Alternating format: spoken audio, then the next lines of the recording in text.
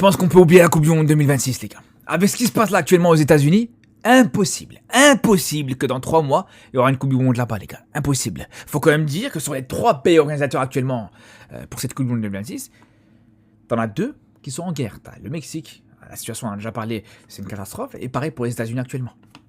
Et là, je vous dis, même en dehors de ça, donc premièrement, avec les États-Unis, actuellement, ce qui se passe avec les États-Unis, je pense qu'en termes de sécurité, impossible d'organiser une Coupe du Monde dans 3 mois d'ici. Mais surtout, même en termes d'éthique, jamais de la vie on peut envisager une seule seconde d'aller assister à une Coupe du Monde, de voir une Coupe du Monde et de regarder cette Coupe du Monde, en sachant que ce même pays-là, il est en guerre avec d'autres pays, et ce pays-là est en train d'attaquer d'autres pays. C'est impossible, les frères. Après, bien sûr, voilà, on parle de football parce que voilà, c'est mon contenu en général. Mais le plus important, c'est qu'on espère que, voilà, que la situation va vite se régler, bien en dehors du cas de la Coupe du Monde et du cadre du football. Il y a des choses qui sont beaucoup plus graves qui se passent là-bas, que ce soit voilà, dans les différents pays qui sont concernés en Iran, etc.